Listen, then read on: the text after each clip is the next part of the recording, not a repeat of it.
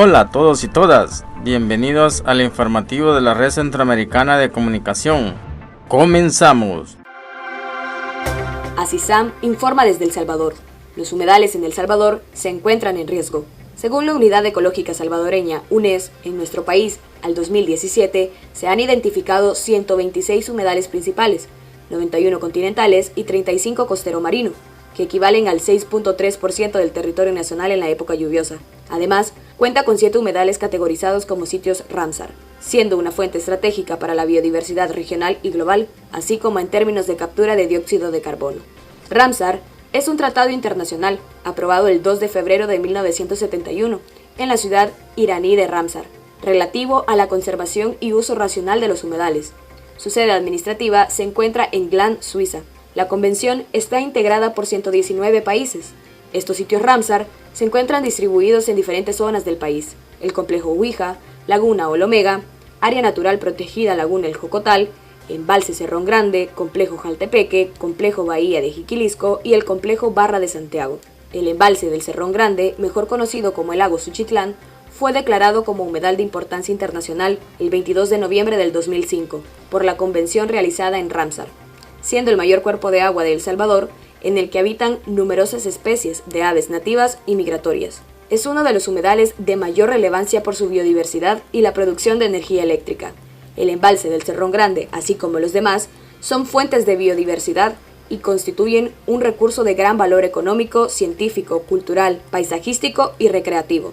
En épocas lluviosas, actúan como esponjas naturales, absorbiendo y almacenando el exceso de precipitaciones y reduciendo así las inundaciones.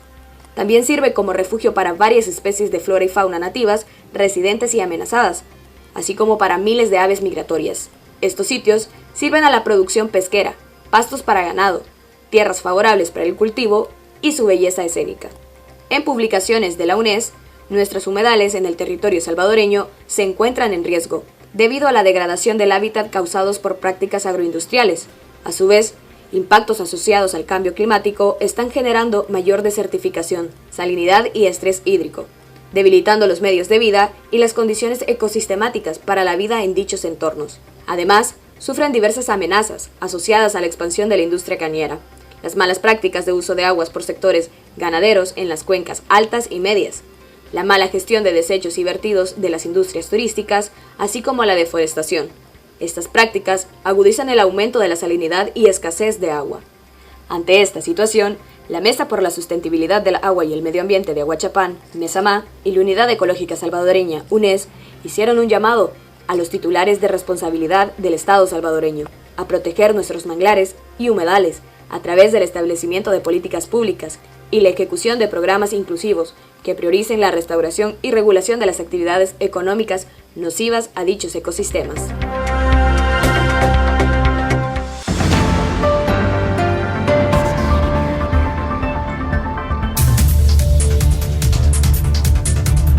Al menos 1,5 millones de jóvenes hondureños no trabajan ni estudian, según la OIT. Al menos 1,5 millones de jóvenes hondureños no trabajan ni estudian, por lo que están calificados en el segmento de ninis, ni trabajan ni estudian. Según un informe de la Organización Internacional del Trabajo, OIT, en Honduras, un 45% de la población es económicamente activa. Eso quiere decir que tenemos más de 3 millones de personas que están aptas para el empleo, pero que no están teniendo un empleo formal, indicó Dunia Flores, representante de la OIT en Honduras. De esta población, una gran cantidad, más de 1,5 millones de hondureños, son jóvenes entre 18 y 29 años, que ahora mismo no están estudiando ni trabajando, detalló. La representante de la OIT apuntó que uno de los grandes retos que tiene el país es brindarle condiciones, oportunidades y competencias laborales a estos jóvenes para que puedan incorporarse al mercado laboral.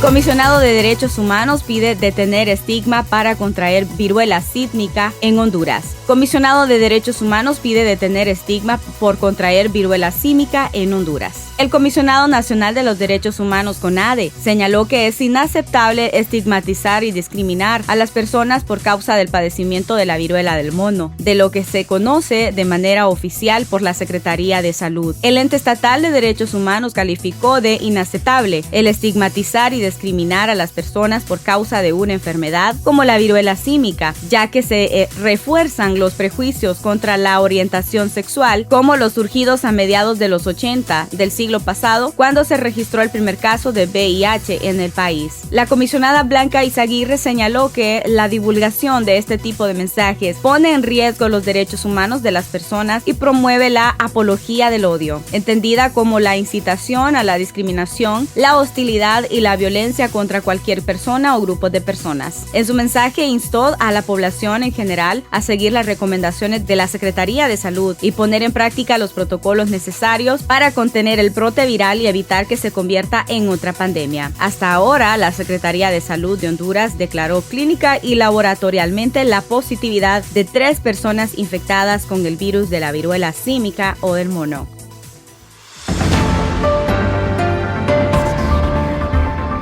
Este es un informe de Asociación Comunicarte.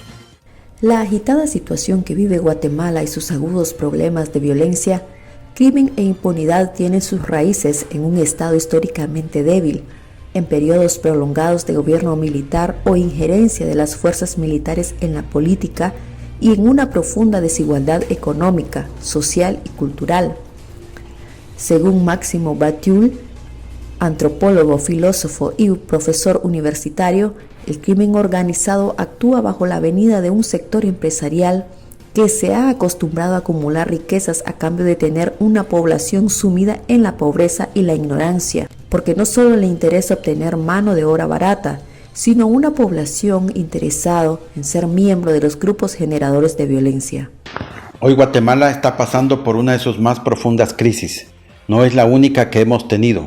Por eso hablamos de crisis continuada, pero cada uno con diferentes matices y con actores históricos viejos y nuevos que pretenden consolidar su poder económico, político, militar, religioso y social, propio de repúblicas criollas oligárquicas burguesas, que unidos al narcotráfico y a otros actores y actoras que infunden violencia, como pandillas juveniles, prestamistas, lavanderos de dinero, entre otras, conforman lo que ahora llamamos el crimen organizado. El crimen organizado en Guatemala tiene controlado toda la institucionalidad del Estado, que le sirve como instrumento para controlar, criminalizar e infundir miedo a toda la población, imposibilitándola a encontrar la ruta para constituirse como sujeto social y así encontrar el camino adecuado para constituirse como sujeto político que dispute los campos del poder que fueron establecidos en la colonia, consolidado en la independencia y revitalizado en tiempos del capitalismo neoliberal. Hoy el control del poder por el crimen organizado, denominado hoy pacto de corruptos o pacto criminal, lo hacen por medio de funcionarios como el presidente, la fiscal general, diputados, alcaldes, líderes políticos, aprobando leyes, acuerdos y otras formas jurídicas para liberar a corruptos y genocidas, no solo de la cárcel, sino de la persecución judicial futura. Además de seguir robando recursos del Estado para fortalecer sus programas de campaña en la próxima temporada electoral. En los territorios de los pueblos originarios se experimenta una intensa disputa para la explotación y extracción de los bienes naturales, negándoles así el derecho a los pueblos a vivir en situaciones de autonomía y libre determinación. Líderes políticos vinculados al crimen organizado, con una larga historia de corrupción e impunidad, se aprestan a competir en las próximas elecciones sin importarle que el pueblo los ha tildado de ladrones y corruptos. Por eso, solo el poder popular podrá desmontar o enfrentar a estas estructuras del crimen organizado que pretenden seguir sumiendo a la población en total abandono e indigencia.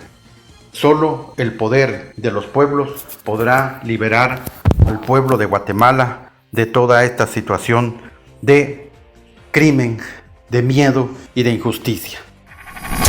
La falta de derechos civiles y políticos, así como de protecciones contra los crímenes de odio, contribuye a que la violencia contra el colectivo LGBTI permanezca ignorada. Escuchemos las declaraciones de Sandra Morán Reyes, exdiputada y activista feminista. ¿Qué ocurre en Guatemala hoy? El gobierno de Yamatei, junto al pacto de corruptos que lo forman los empresarios que tienen relación con las transnacionales, el crimen organizado, partidos políticos en el Congreso que están en la búsqueda de la corrupción y la impunidad, y los militares que no estuvieron de acuerdo con la firma de los acuerdos de paz han hecho lo que le llamamos el pacto de corruptos. Lo que han logrado es el control del Estado en favor de garantizar la posibilidad de la corrupción, del control de los recursos del Estado, pero también la impunidad, que al final es lo que siempre han buscado. Junto a eso estamos encontrando una dificultad como movimiento social para poder enfrentar la persecución y la violación a derechos humanos, la persecución legal, jurídica, criminalización hacia las comunidades y incluso jueces, personas que han trabajado en la CICIG y periodistas. También el alto costo de la vida y la situación de violencia se está haciendo más difícil porque el Estado está enfocado en lo que ellos necesitan para la impunidad, pero también para controlar la oposición. Por eso es que está siendo complicado cómo continuar en la lucha. Seguimos en la lucha, está el planteamiento del Estado plurinacional hacia el buen vivir. Poco a poco esta idea va tomando más forma. Entonces, y en la idea de cómo las elecciones del próximo año pueden ser todavía una herramienta para lograr cambiar correlación de fuerza. Gracias por haber estado con nosotros y nosotras en este espacio informativo de la Red Centroamericana de Comunicación. Hasta pronto en una nueva emisión más del informativo de la Red Centroamericana de Comunicación.